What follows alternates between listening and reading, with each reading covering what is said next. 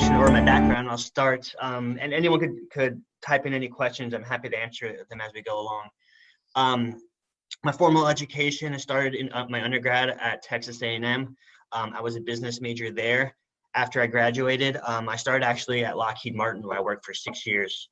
I started in program planning and scheduling, working in Microsoft projects, doing Gantt charts, a lot of project management type of activities. I then was nominated by my management to join what's called the Operations Leadership Development Program. So it was like a 2-year rotational program across the corporation, designed essentially to groom the future leaders of the corporation. So I had 4 different rotations, 1 in quality, 1 in production, 2 in supply chain, and then another one in manufacturing operations. I got my Lean Six Sigma Green Belt certification during that program, and then later pursued my Lean Six Sigma Black Belt certification through Lockheed Martin. I had a lot of different jobs, as you can tell by the program itself. I worked primarily as an engineer for the F-35 Joint Strike Fighter, which is a Generation 5 advanced stealth fighter jet. I rolled off after my program as a manufacturing engineer, working in addition to the F-35 on programs such as GPS-3, Vertical Launching System, Persistent Threat Detection System, and then later was promoted to program manager as for advanced manufacturing. So I managed a portfolio of 17 advanced manufacturing projects, ranging from 3D printing to advanced lightweight modern metals and materials. I applied for my MBA, both Oxford and Cambridge. I kind of wanted to go abroad for my MBA. I got into both programs, did a lot of research, and ultimately decided to pursue my MBA at Oxford. During my MBA, I did an internship working in Ghana for a medical diagnostic equipment startup firm, doing industry analysis of their entry into West Africa. And then after I graduated from Oxford, I did a bit of traveling and then applied and joined IBM. And so here, I've been at IBM for about 1.5 years now, I'd say, as a consultant. And so I've had the opportunity to work across 3 different clients. I started at the Security and Exchange Commission headquarters, doing some strategic development for a lot of their initiatives. Worked at the Air Force, at the Pentagon out in Arlington, and then now work for USAID International Development, working again, medical diagnostics, pharmaceuticals, and supply chain logistic optimization for foreign aid to developing economies. And I guess that's like everything kind of in a nutshell of my background.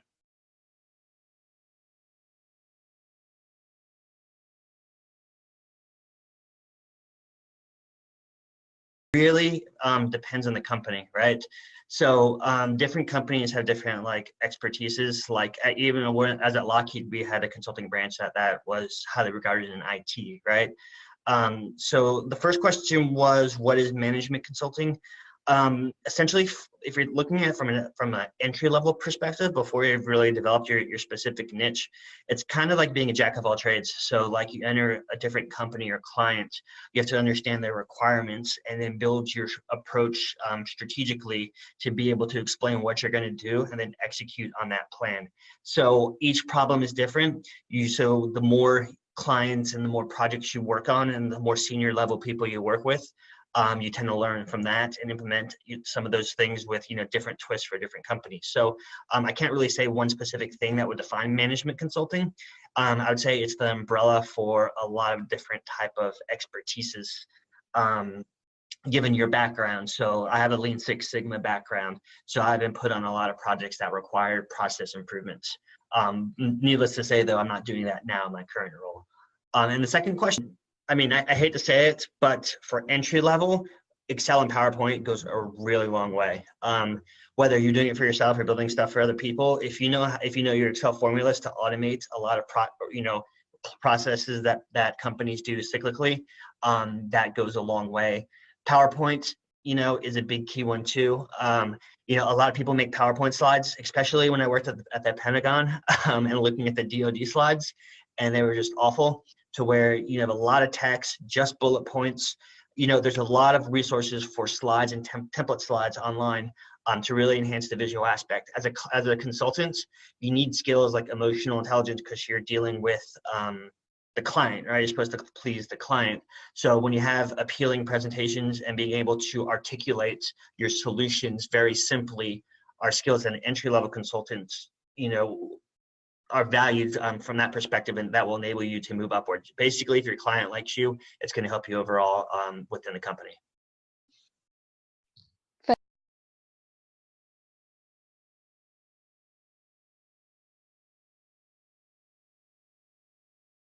Another it depends question, which may be a very consultant answer.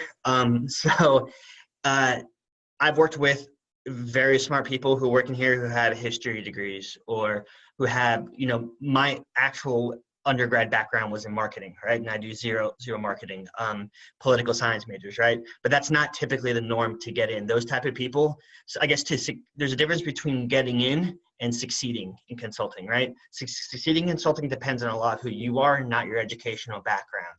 And this is, again, my personal opinion from what I've seen from my experience, right?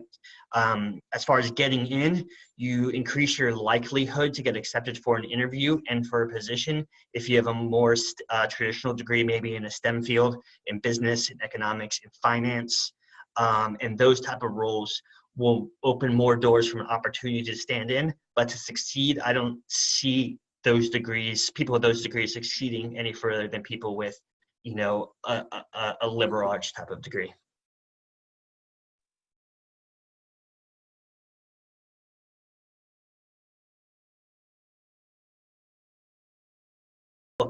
A lot of this, when I was searching for a consulting position, I took a lot of untraditional routes. So if you think about it, I would say your best bet is number one is your network. Okay. So you can go to McKinsey.com, you can go to IBM.com, you see a job you like. If you apply on there through what we call the black hole, 95%, you're never going to hear anything from it. Right. So I would say one, you need to use your network. Okay. So network works in a lot of different ways. I knew a couple of people that worked at IBM. I would say the majority of my interviews were through people who hired me, who referred me internally. The key thing is do not apply online first. Like if you're looking at Bain, don't apply in Bain and then ask your friend to refer you, because a lot of times you can't refer someone. It depends on the company, but you can't refer someone and they can't get the referral bonus as well if you've already applied online. So I'd recommend never to apply directly through the portal. And always try to see who's in your network. I would start with your friends first. And if you have any friends who work at different places, find the job that you want, and that's an easy way to get in, and they get a bonus usually if you're hired. If you don't know anyone who works at the company, use LinkedIn, right? So a lot of companies, I found the job, hey, this looks really cool, I think I'd be really good at it. So I don't know anyone who works here. So I just did a search on LinkedIn of Oxford SBS, which is the Saïd Business School alumni, right? So people who graduated from the same business school as me. And then I went and then I shot him, I connected, shot him a LinkedIn message. And you don't want to ask, hey, can you refer me internally? Because you don't know these people. So it's like, hey, I found some positions at your firm. I saw that you worked there. We both went to the same business school. I just want to hear about your experiences to see if you like it, and if it's something I want to pursue. Once you open up that dialogue, then you can go ahead and, one, you could see if you actually want to work there. And then two, you could then say, hey, this sounds fantastic. I think I'd be a really good fit. Would it be okay if I asked you to refer me for this position internally? And so that's another way to get yourself in that works really well. Third way is if you subscribe to LinkedIn Premium, you could do in-mails. I think you get 5 a month. So you can message a recruiter directly. And then I'm going to tag something onto that secondly, but also I've been known to, if you find the handle and then the way the syntax of a person's name and how they formulate their email. So mine's for IBM, it's first name dot last name at IBM.com, right? So I found Accenture or something, sometimes it's your first initial and last name, right? So if you could find a recruiter's name on LinkedIn and the handle for that company, then you can figure out how to email the recruiter directly, which sometimes, some of them, you may not hear anything, but it's kind of a creative approach that they may like. So if you message them on LinkedIn InMail or on that other route, the last route where you just figure it out by looking online how to email them, you don't want to just email your resume saying, hey, I'm interested in this job, right? You do want to include your resume, a very, very short intro. If you have a cover letter, I don't know how much recruiters read that, but it's always good to have. And then what I have done in the past is I've taken the job description, right? And so usually when you see a job description online, there's bullet points on the requirements on what you'll be doing, right?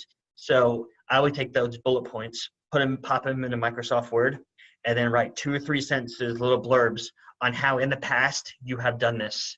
Not like saying, hey, I will be really good at doing this because of this. Use former examples of, hey, if it says this requires you to manage multiple projects, blah, blah, blah, whatever. Then you say, hey, at my past job at Lockheed, I was in charge of 17 different programs for an advanced manufacturing portfolio. We did this, here's how we implemented it. And so if you could specifically and discreetly say for each, it just takes time to do, by the way.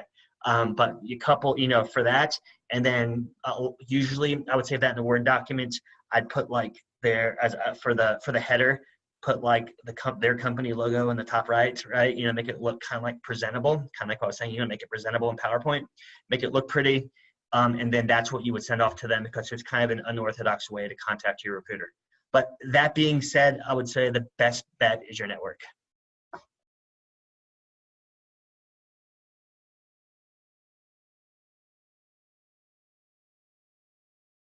On the company. So whenever you read the company job description, make sure that your resume, you tailor your bullets to kind of fit the bullets that they're looking for in the description, in the job description. So if it's a lot of like project management focus, talk about how, or team oriented, talk about how you led teams and worked multiple projects simultaneously, and use those examples to tailor your resume.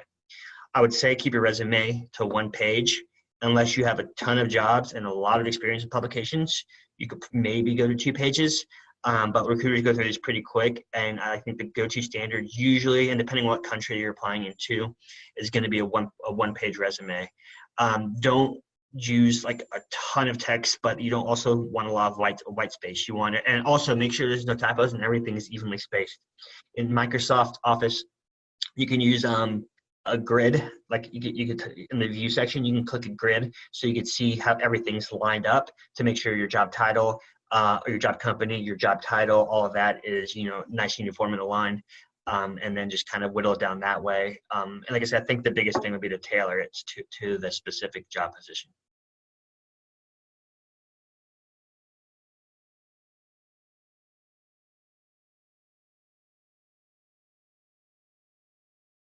So I interviewed at several consulting firms. I prepped most when I interviewed at McKinsey.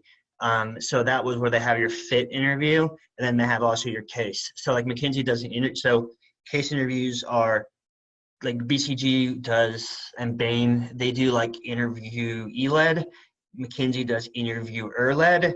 So like they have different structures. So whenever you're interviewing for a firm, you want to research what type of case they actually do. McKinsey also provided me with a case coach, right? And so that kind of helped me prep, for that. So the question was, what kind of interviews, right? So typically, I would say holistically, you're going to get a case and then a fit interview, right? So case is gonna be, your overall critical thinking, your quant, and you're able to synthesize your thoughts at the end. Your fit is going to typically be like your behavioral type of interviews, which a behavioral interview is, I think they may be called situational. It's to where they ask you a question about a time of how you've demonstrated this certain attribute in the past. And then so you have to tell a story. And so I learned a long time ago in undergrad, I think through an Accenture presentation, to use your STAR approach, which is situation, task, action, situation, task, action, and result. Make sure you say your result at the end, and use the word I a lot in these. And so they do the fit interview to make sure you're like personable enough to interact with a client. So I would say those are the 2 key elements in most consulting interviews.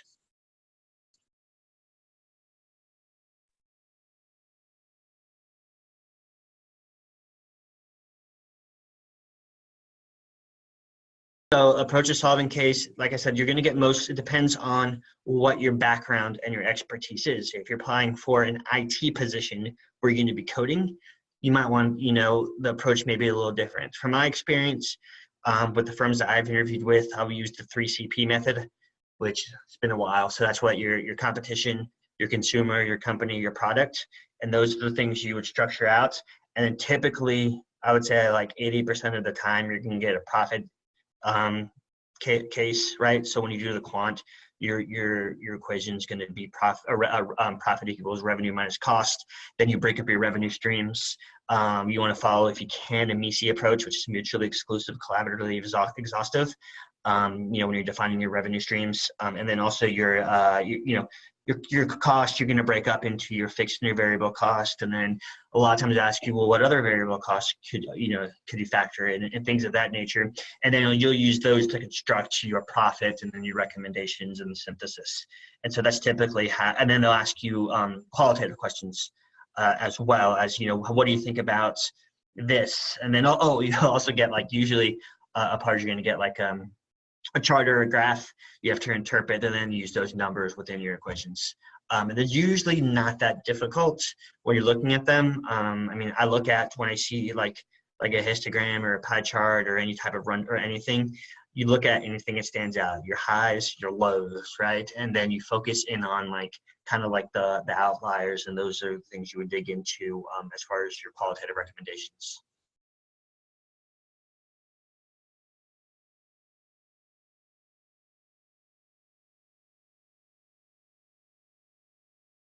To prepare for your case interviews are your friends. So honestly, like I've prepared a lot of different ways. So I was fortunate to be in business school at the time where we're all in the same boat, right? Where we're all practicing for case interviews. And there's a wealth of information that the university helped provide to help us prepare. The Career Center, we could also set up meetings with them so they can give us cases. But I've used a lot of my friends and people, a lot of them were consultants who either sponsored or going back into consulting. So they've already been through the process before. And it's like you could read a book. I read the Victor Chang book on how to do this. He has also some audio files where you can listen to like the same case that was a bad answer and one that was a good answer, which I used to listen to and I watched to and from the business school. And I thought those were more helpful than actually reading the book. But I would say you need that one-on-one practice. There's a lot of, like a lot of companies also, the Career Center at my university paid a subscription for a similar service to where we could schedule interviews with people at McKinsey or whatever. And then they would go ahead and give us like a mock interview. And so I scheduled a lot of those, and they'll provide live feedback on those. But honestly, I would say use your friends who have experience and know what they're doing, and just have them to give you case after case.